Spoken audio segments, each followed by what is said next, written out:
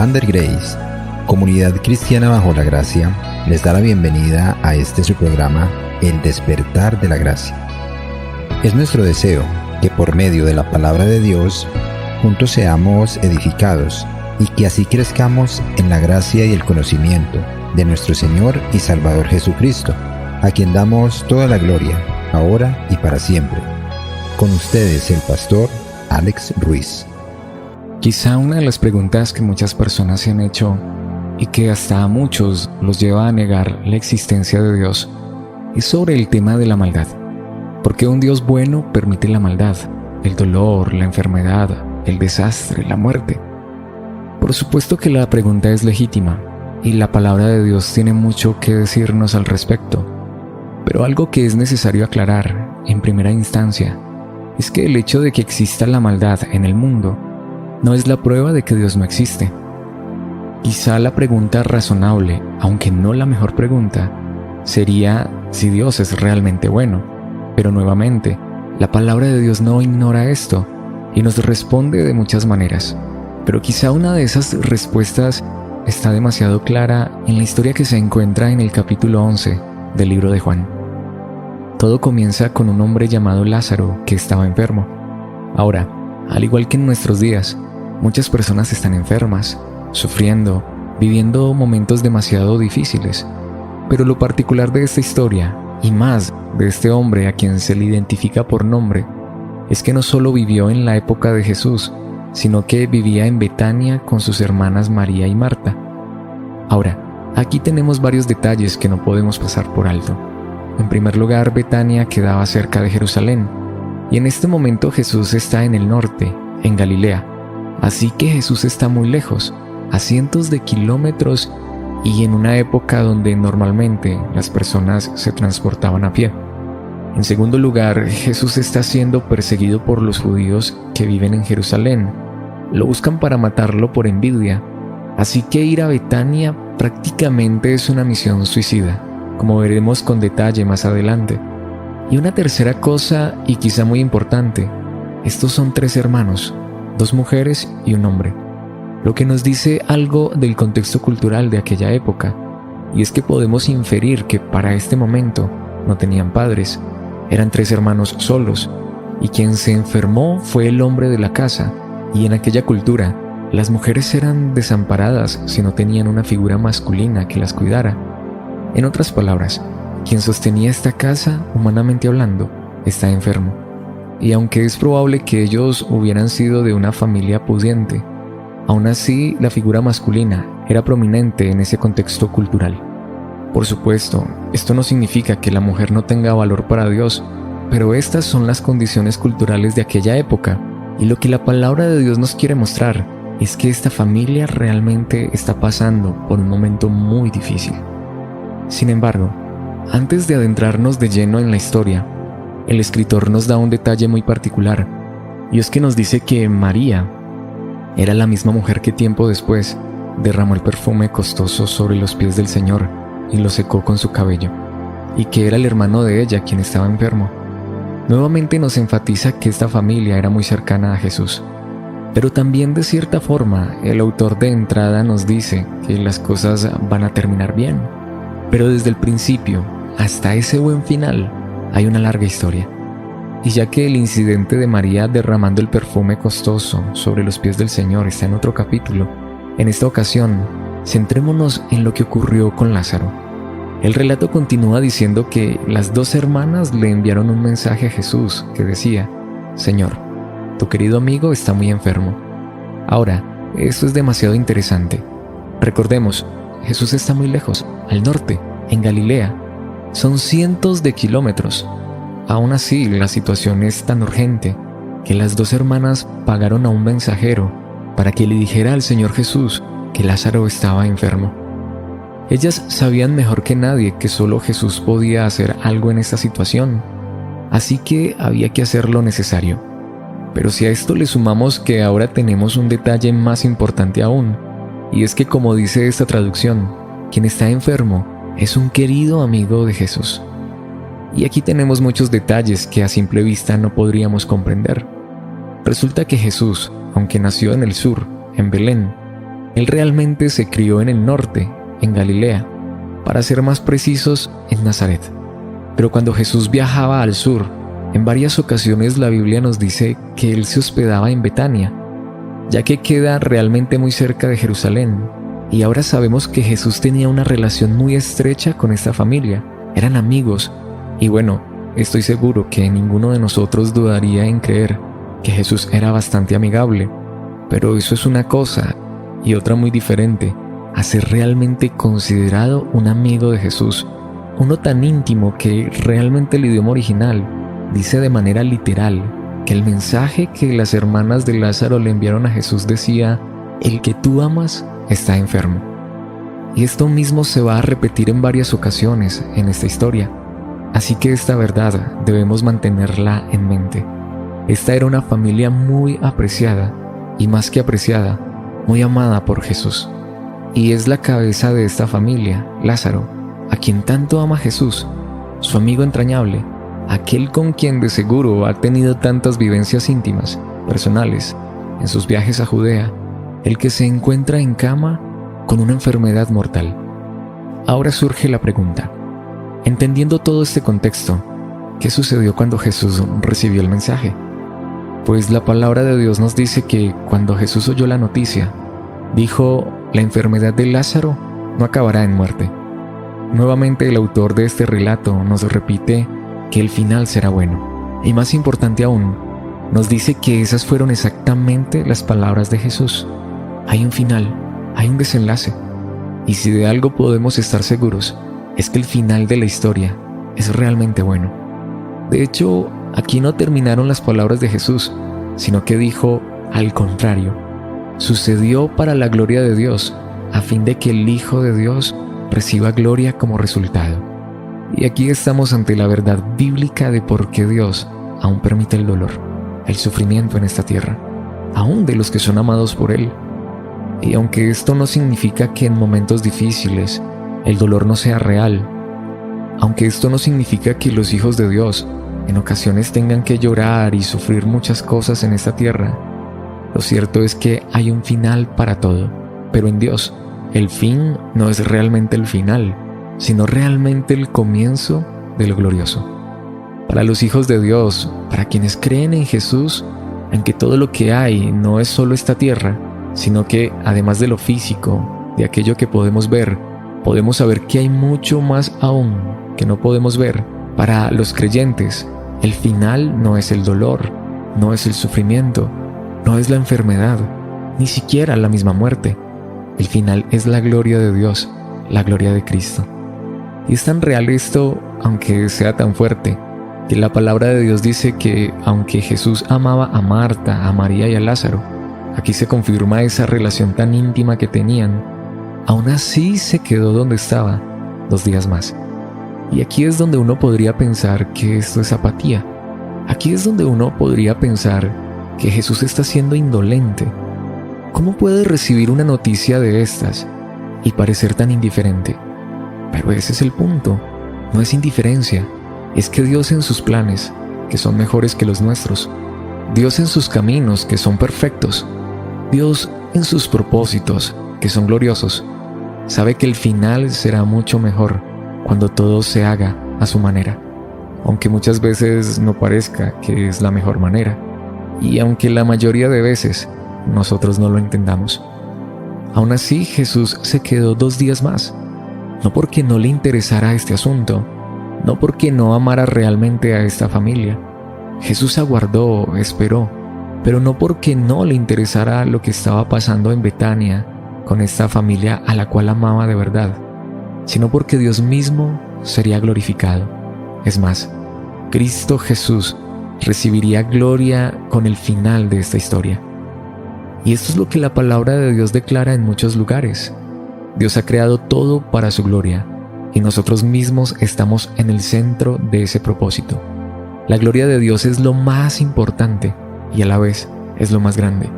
Y lo que sea que suceda en este mundo, aún aquello que no es comprensible a nuestra mente finita, al final redundará siempre en la gloria de Dios, y más particular aún, en la gloria de Cristo, en la gloria del Hijo de Dios. Nuevamente, esto no evita las dificultades de esta vida, pero nos dice que siempre hay un propósito glorioso en Dios y para Dios. Sin importar lo que suceda al final, siempre Cristo será exaltado, glorificado en toda situación. Así que la historia continúa diciéndonos que, pasado ese tiempo, Jesús les dijo a sus discípulos: volvamos a Judea. Podemos ver, Jesucristo no estaba siendo indiferente, sino que, como dice una frase muy prolífera, pero muy cierta, Dios siempre llega a tiempo. Pero lo que nos resulta muchas veces difícil es reconocer que no es en nuestro tiempo, sino en el de Él, que es en el tiempo preciso, para que sea la gloria de Dios la que se muestre. Sin embargo, sus discípulos se opusieron diciendo: Rabí, que era un término con el que se referían a Jesús, hace solo unos días la gente de Judea trató de apedrearte. ¿Irás allí de nuevo? Ya habíamos mencionado esto. Los judíos andaban buscando a Jesús para matarlo, así que ir a Judea era realmente peligroso, y los discípulos de Jesús lo sabían muy bien. Sin embargo, Jesús realmente no había ido inmediatamente después de haber recibido la noticia, no por el peligro que había en Judea, sino que, como él mismo ya lo dijo, la gloria de Dios, su propia gloria, era el propósito final. Por eso es que a esta objeción de los discípulos, Jesús contestó: cada día tiene 12 horas de luz. Durante el día, la gente puede andar segura y puede ver porque tiene la luz de este mundo, pero de noche se corre el peligro de tropezar, porque no hay luz. Después agregó: nuestro amigo Lázaro se ha dormido, pero ahora iré a despertarlo. Ahora, este comentario puede parecer confuso en este momento para nosotros, pero no para los discípulos, quienes tenían más contexto que nosotros.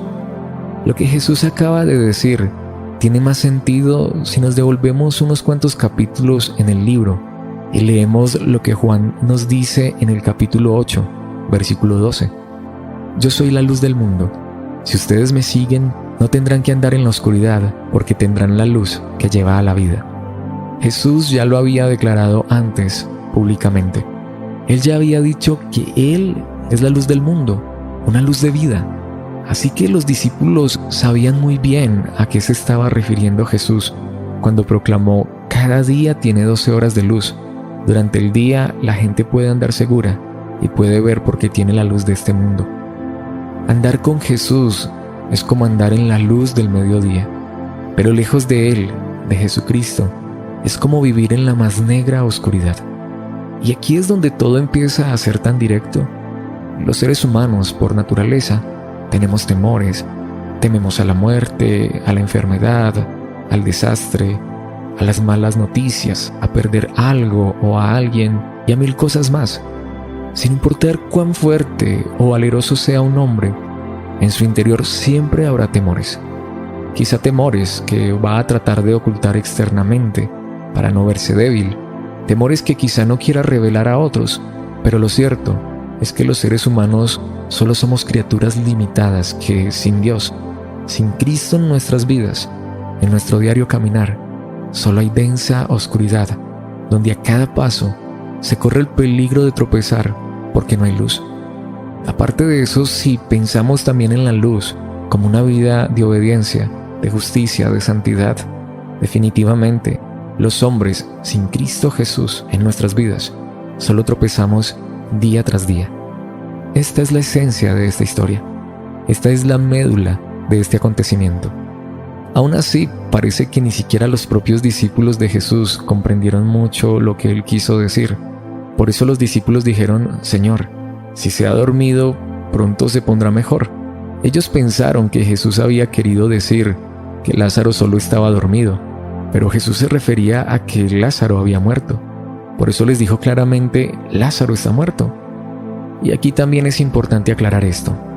Es verdad que la Biblia, y como vemos aquí de manera muy particular, el mismo Señor Jesús, usan la expresión dormir para referirse a la muerte, no porque la muerte no sea real, o como piensan muchos, que realmente Jesús jamás resucitó a nadie, sino que estas personas que Jesús resucitó tenían un ataque de catalepsia, esa enfermedad que hace que las personas parezcan como muertas, sino que la muerte es referida en la palabra de Dios como un dormir, Porque, como ya se ha enfatizado en este relato, para los hijos de Dios, ni siquiera la muerte es el fin.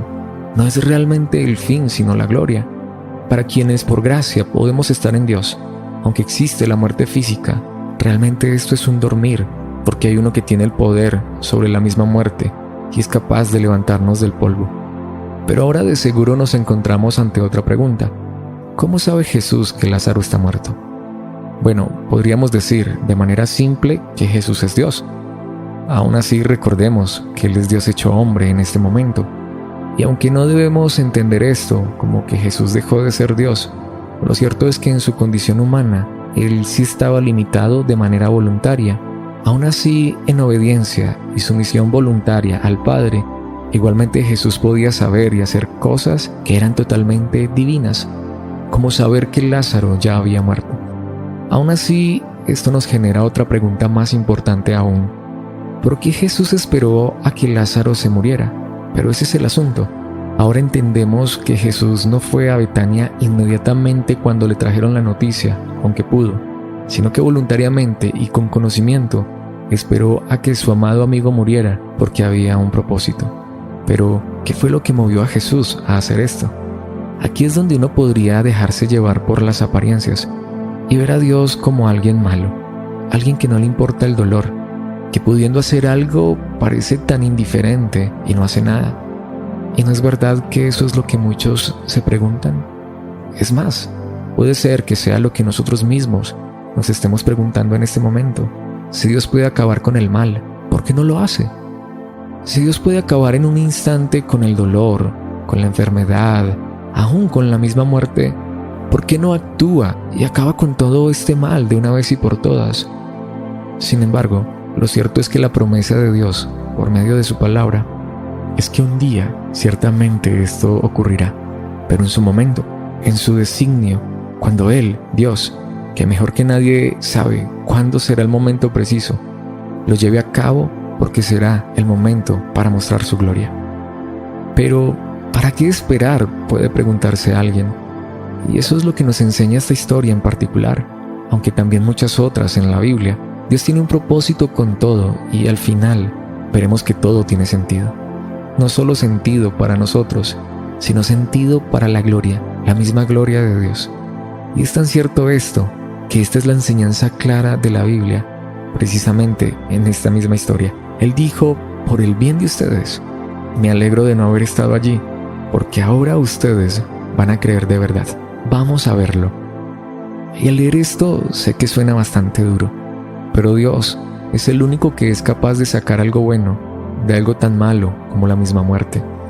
Jesús mismo dijo que a pesar de la situación tan difícil que estaba viviendo esta familia en este momento, al final esto traería bien. De hecho, dijo que se alegraba de no haber estado allí. Es decir, que lo que está a punto de suceder no hubiera sucedido si Jesús hubiera acudido inmediatamente al llamado de María y Marta, las hermanas de Lázaro. Y Jesús dice que ahora los discípulos van a creer de verdad en Él. Y aquí es donde entendemos algo impresionante.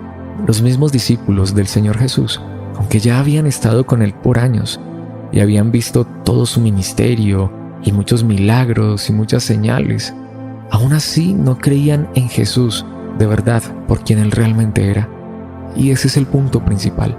Lo más glorioso para Dios y para nosotros es creer verdaderamente en Él por quien Él realmente es.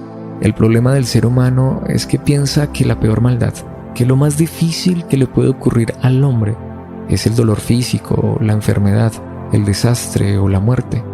Y aunque todas estas cosas son males reales, y aunque esto puede llegar a ser terriblemente malo, y por supuesto causar dolor y mucho sufrimiento, lo cierto es que la peor condición del hombre es estar lejos de Dios, no creer en Él.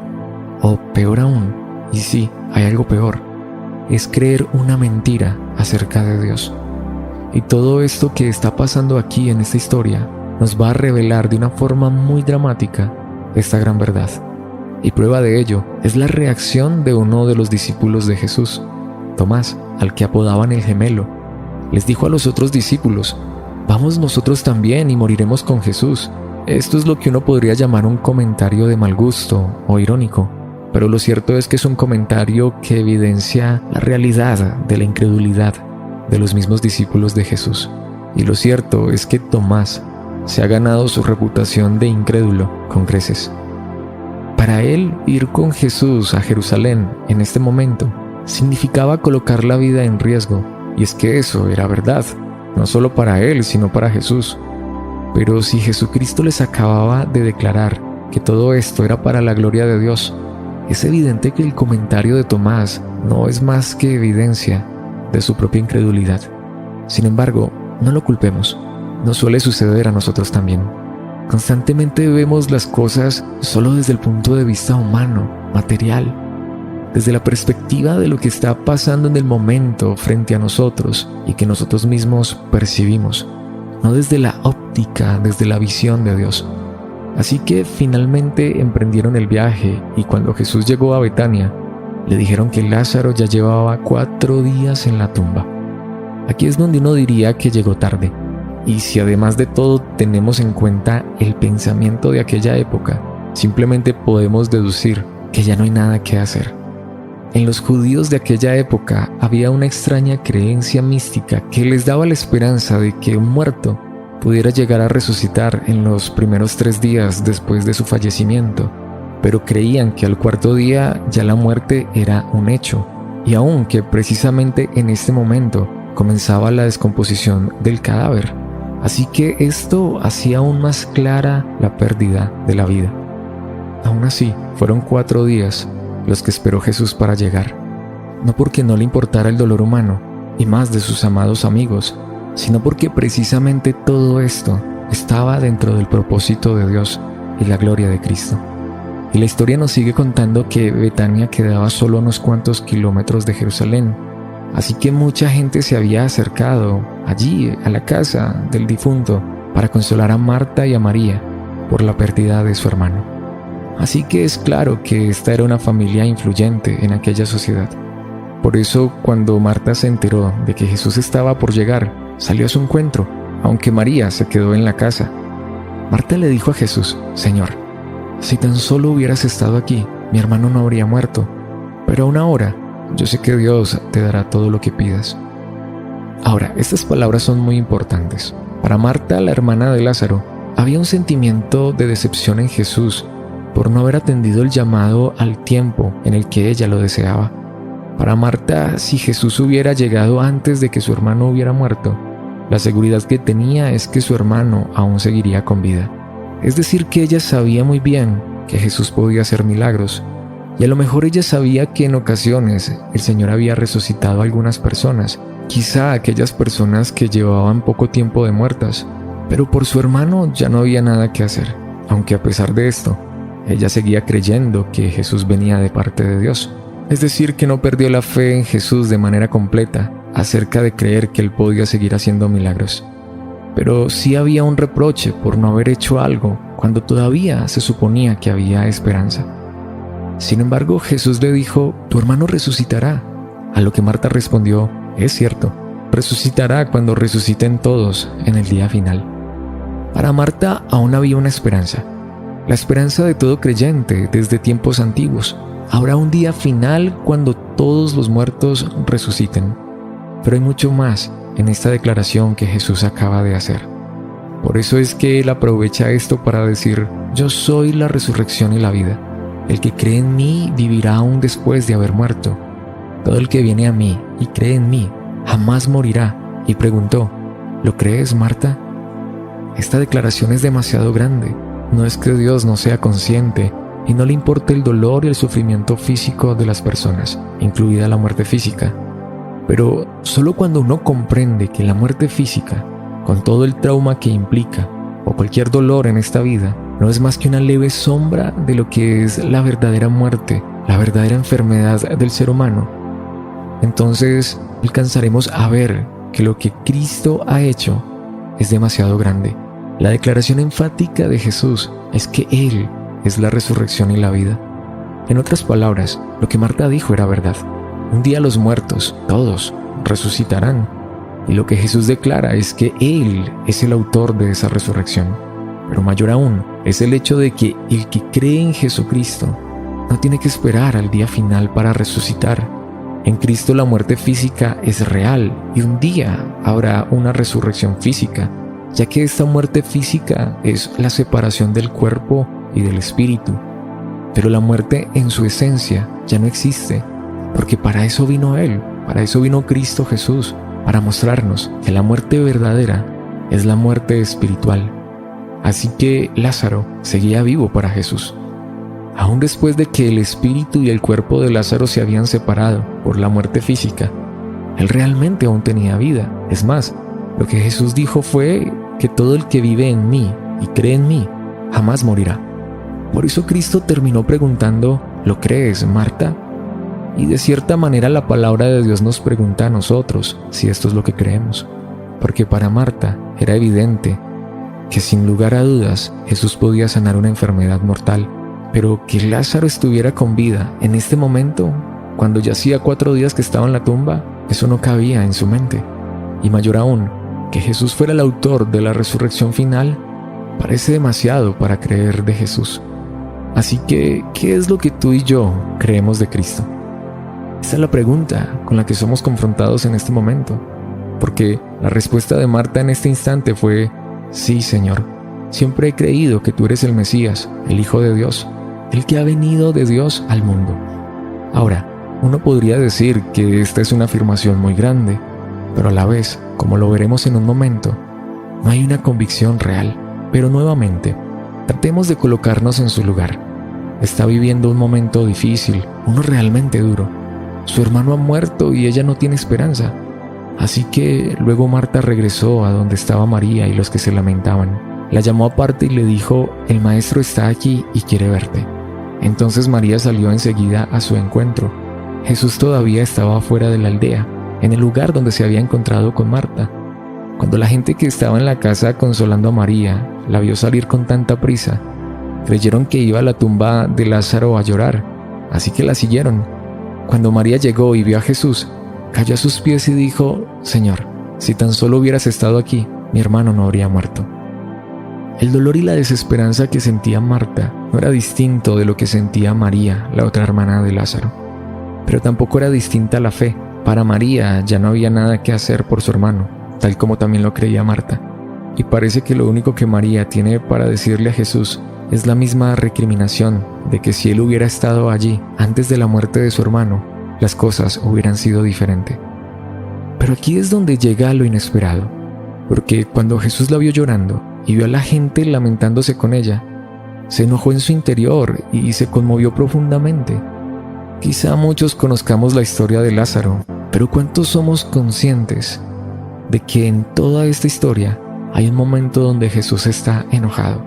Pocas veces la Biblia nos dice esto de Jesús, y aquí no solo tenemos una de esas pocas ocasiones, sino que hay un énfasis en este sentimiento del Señor. De hecho, es aquí donde llegan las famosas palabras: ¿dónde lo pusieron?, les preguntó. Ellos le dijeron: Señor, ven a verlo. Entonces Jesús lloró.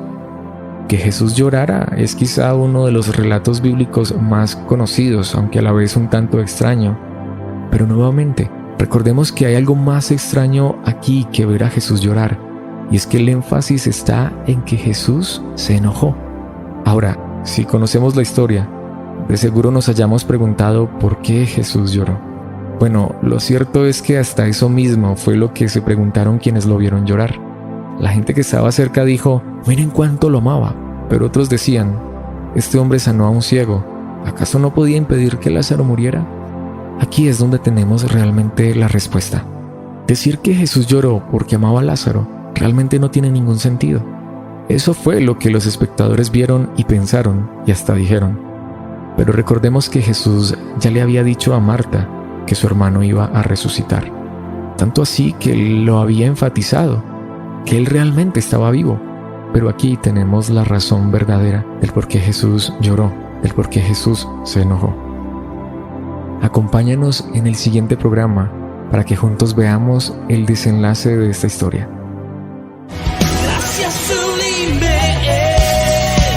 Gracias por acompañarnos en esta transmisión de su programa El Despertar de la Gracia. Que la gracia del Señor Jesucristo, el amor de Dios y la comunión del Espíritu Santo sean con todos ustedes. Hasta una próxima oportunidad. Tu vida dice